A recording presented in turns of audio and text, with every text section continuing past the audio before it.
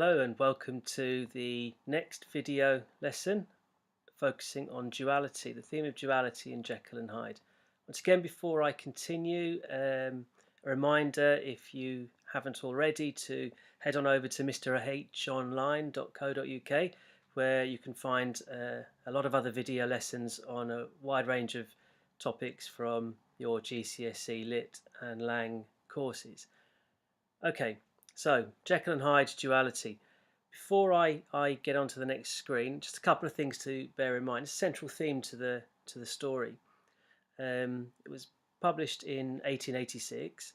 A couple of things to note about that. 27 years earlier, in 1859, Darwin published his Origin of the Species. This introduced the notion that we descended from animals as opposed to the religious god, Garden of Eden, etc. This caused conflict in society as people were grappling with new ideas. Also, in the 1880s, psychology emerged as a science. So investigations or exploration or interest and curiosity in the workings of the mind were becoming more popular. So Stevenson obviously plays on or incorporates or utilizes these two contextual details in his novella through the main character of Dr. Jekyll. Okay, I think that's the little intro bit, background. So, excuse me, duality, a definition. So what on earth does duality mean? Well, duo, two. So the quality or condition of being dual, an instance of opposition or contrast between two concepts or two aspects of something. Two aspects of something, that's quite important. So, just summarize two aspects of Jekyll. You've got Jekyll and Hyde. Two aspects of Jekyll's house. You've got the respectable facade at the front, the dingy bit at the back. The reverse, Hyde's house looks really dingy in part of Soho, but inside it's quite luxuriously furnished. London as a setting, big contrast between rich and poor. The fog doesn't help because what can you not do in fog? You can't see. So there could be anything lurking in the fog behind it. Okay. Think of which characters this explanation could apply to. Jekyll and Hyde, obviously, as two parts of the same person, but also Utterson. He's introduced to us as long, lean, dusty, dreary, yet somehow lovable. Two aspects to his character, and you must connect that with Victorian society and repression and reputation. You could also link to the themes of appearance and reality, or science and religion, good and evil. Anywhere there's a conflict or clash between two ideals. So, areas to look at when considering the theme of duality. Characters, quotations, context setting, consequences, and incidents. What do I mean by that? Well, okay, quick summary. Jekyll, Hyde, Utterson, characters. Quotations, we'll go through quite a lot of quotations over the next few slides. Context, reputation and repression in Victorian society. So there were certain expectations for behaviour placed upon men of a higher status. Also the battle between science and religion following Darwin's Origin of the Species. Setting, Victorian London, fog, Jekyll's house, Hyde's house. Through the quotations or analysis of quotations, we'll focus on all of those areas as well. Consequences for Jekyll, for Utterson, for the reader, for the Victorian reader as well. And what incidents should we focus on? Well, Jekyll's motivation behind creating Hyde, Utterson's repressive nature, the falling out between Jekyll and Lanyon. They've all got significance in relation to this theme. Okay, so this is going to be quite a long video, and there's going to be quite a lot of information in it. So do press the pause button as often as you need to, and jot down some notes. Don't just copy it. Jot down some notes. So pick out the kind of salient points as you go through. So the central theme that the plot hinges on is the dual nature of human beings, with Stevenson suggesting we are all made up of two parts, good and evil. The more developed part that is concerned with intellectual pleasures and moral behaviour, and then the less developed, more base, primitive part which focuses more on the physical pleasures and acting on impulse. In the novel, Dr. Jekyll, the clever scientist, well respected within Victorian society, who we learn hides behind closed doors his more immoral behaviour. He never tells us exactly what that immoral behaviour is, but we can hazard a few guesses. Frustrated with having to do this, he sets about unleashing his inner self through his experimentation, and we subsequently get to see Hyde, who indulges in darker behaviour, committing countless crimes without anyone knowing. So Stevenson's message could be that we are all capable of acts of good and evil, that through civilization and the development of rigid moral codes we have learned to suppress these primitive impulses, and when Jekyll takes the potion it wipes away this shroud of decency that's been imposed, unleashing our true selves, allowing them to take over. So there's a warning from Stevenson perhaps not to listen to that inner voice, not to act on that impulse perhaps. Observe the different physical characteristics of Jekyll and then Hyde when compared to Hyde. Enfield, another respected member of the higher classes of Victorian society, recounts the incident of Hyde trampling over the little girl, but reveals that it was as he was coming home from some place at the end of the world about 3 o'clock of a black winter morning. Where he had been or what he had been up to is never revealed. But does it sound far from innocent?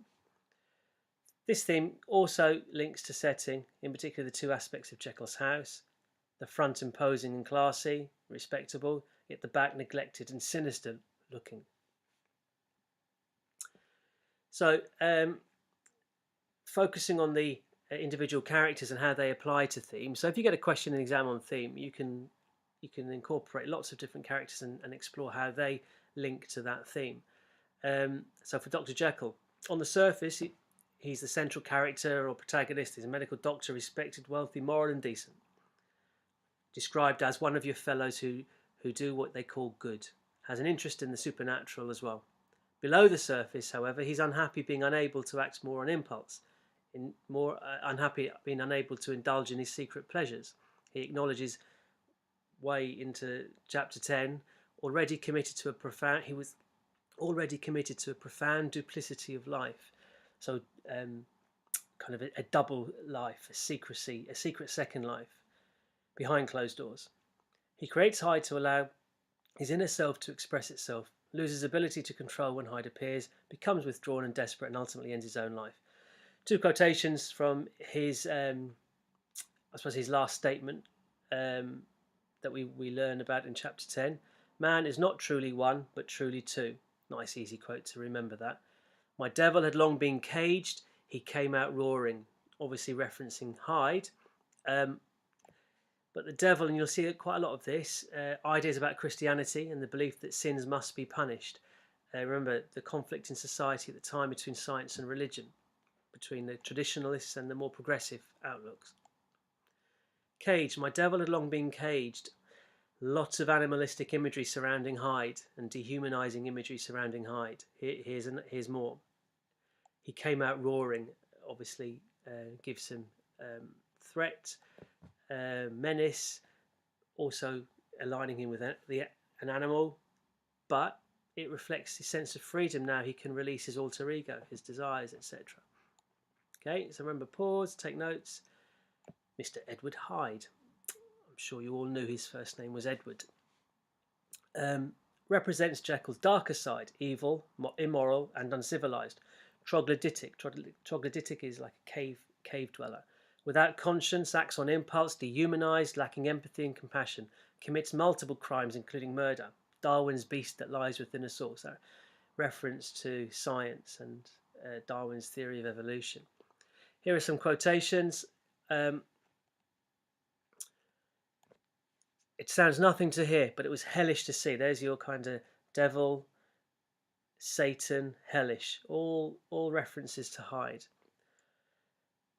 Enfield describing Hyde as he trampled calmly over the child's body, talking about the kind of 9-10-year-old girl in the opening chapter. Trampled calmly is an oxymoron, emphasising his lack of empathy. Like some damned juggernaut. Okay, now references to the beast, the uncivilized part of us, or dehumanizing Hyde. Juggernaut is actually a reference to the Hindu, a form of the Hindu god Krishna, and Juggernaut was a powerful, destructive persona, described as having a black face and a gaping mouth that was blood red. not a pleasant description, and no surprise it's connected to Hyde.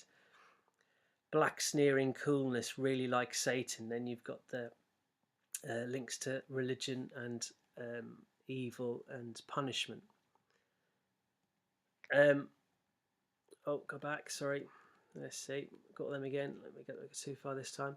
Mr. Hyde was pale and dwarfish, gave an impression of deformity. He seems hardly human, something troglodytic. All things Utterson says when describing Hyde. Okay, quite gothic, supernatural elements, components there as well. All of a sudden he broke out in a great flame of anger, like a madman, clubbed him to the earth with ape-like fury. So 2 references there to maybe the troglodyte, the uncivilized aspect of our nature. Ape-like, clubbing is the weapon of the cave dweller, and this is his description of the murder of Sir Danvers Carew. Okay, Utterson himself, how does he link to the theme of duality? Well, he's a key character who shares the journey of discovery with the reader. Remember, the way the story is structured is it's the third-person limited narrative, which means that the narrator only has the thoughts and feelings and views of one of the main characters, not everybody, as opposed to just third-person narrative. And the reader is on this journey of discovery, this investigation with Utterson. He's a lawyer, he's reputable, he's an old friend of Jekyll's, reliable, but also possibly repressed. Remember, he doesn't allow himself to go to the theatre, even though he loves it. He will only drink alone for fear of tarnishing his reputation in some way. He's envious, he admits he's envious of those more willing and able to act on impulse, the down-going men, the criminals that he represents in his professional capacity. So he's envious of their ability to act on impulse when he chooses not to. He's loyal, he's rational, he's serious, the perfect Victorian gentleman preserving order and decorum. He was austere with himself, drank gin when he was alone. He was the last good influence in the lives of down-going men. If he be Mr. Hyde, I shall be Mr. Seek. Reflecting his attitude towards finding out more about Hyde, he sees it as a bit of a challenge, a game. So there's a bit of excitement for him in it. The thoughts of his mind, besides, were of the gloomiest dye. He was conscious of some touch of that terror. These are his fears regarding Jekyll and the hold that Hyde might have over him. Professional honour and faith to his dead friend were stringent obligations, so he represses his desire to know more in order to do what is right. When Jekyll comes to him and says, "Will you do my will for me?" he obviously obliges. But then when Jekyll says that if he dies, or if he disappears for 3 months, everything is to be left to this character Hyde, whom Utterson has never heard of before, nor met, he represses his desire to know more, and he remains professional throughout, and carries out the request and produces the will for his dear old friend, Jekyll. I would say nothing of this paper. If your master has fled or is dead, we may at least save his credit. This reflects his loyalty to Jekyll. Even if Jekyll has committed some crime, Utterson's prepared to do what it takes to protect his reputation. So here's some annotations for, let me see if there is another one. So I'll leave that there long enough for you to pause it. And there wasn't another one. I suspected there wasn't. Okay, so you can just rewind a little bit if you've missed that. More quotations. The front of Jekyll's house bore an air of wealth and comfort, whereas the back entrance used by Hyde appeared the result of prolonged and sordid negligence. I mean, that's an indication of how you can use or embed evidence into your own sentences. Hyde's ape-like appearance contrasting with Jekyll's large, well-made, smooth-faced man of 50. She had an evil face, smoothed by hypocrisy, but her manners were excellent. Even Hyde's housekeeper falls into this theme of duality with her duplicitous nature. Now that the evil influence had been withdrawn, a new life began for Jekyll, suggesting Jekyll has rid himself of Hyde for good, but we know that's not the case. He begins to lose control over when he changes into Hyde, which is problematic. Right, let me try and get this one right.